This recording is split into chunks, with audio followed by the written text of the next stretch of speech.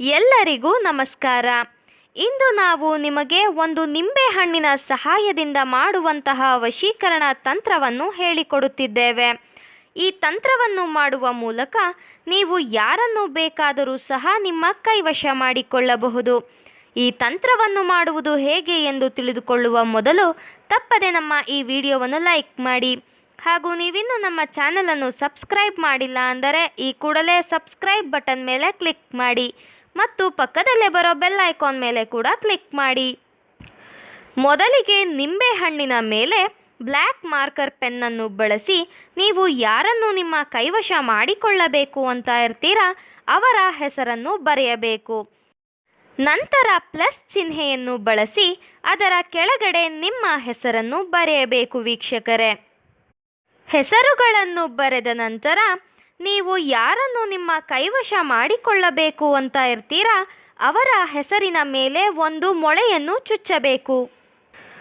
ಅದಾದ ಬಳಿಕ ನಿಮ್ಮ ಹೆಸರನ್ನು ಬರೆದಿರುವ ಜಾಗದಲ್ಲಿ ಸಣ್ಣ ಸೂಜಿಯನ್ನು ಚುಚ್ಚಬೇಕು.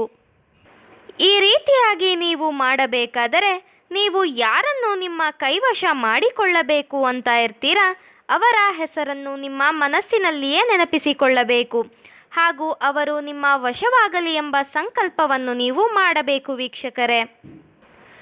ನಂತರ ಮೊಳೆ ಹಾಗೂ ಸೂಜಿಯನ್ನು ಸೇರಿಸಿದಂತೆ ಕಪ್ಪು ದಾರವನ್ನು ಬಳಸಿ ಸುತ್ತುಗಳನ್ನು ಸುತ್ತುತ್ತಾ ಬರಬೇಕು. ಕಪ್ಪು ದಾರವನ್ನು ಬಳಸಿ 11 ಸುತ್ತನ್ನು ಸೂಜಿ ಹಾಗೂ ಮೊಳೆಗೂ ಸುತ್ತಬೇಕು ವೀಕ್ಷಕರೇ.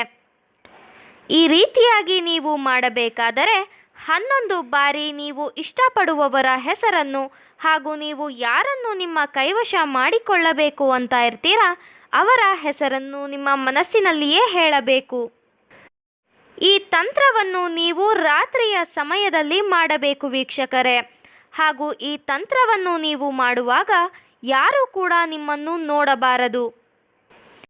ತಂತ್ರವನ್ನು ಮಾಡಿ ಮುಗಿಸಿದ ಬಳಿಕ ಆ ನಿಂಬೆಹಣ್ಣನ್ನು ನೀವು ನಿರ್ಜನ ಪ್ರದೇಶದಲ್ಲಿ ಹೂತು ಹಾಕಿ ಬಿಡಬೇಕು. ಅಂದರೆ ಸ್ಮಶಾನದಲ್ಲಿ ಹೂತು ಹಾಕಿ ಬಿಡಬೇಕು. ಹಾಗೂ ಹೂತು ಹಾಕಿ ಹಿಂದಿರುಗಿ ಬರುವಾಗ ನೀವು ಹೂತು ಹಾಕಿದ ನಿಂಬೆಹಣ್ಣನ್ನು ಹಿಂತಿರುಗಿ ನೋಡಬಾರದು.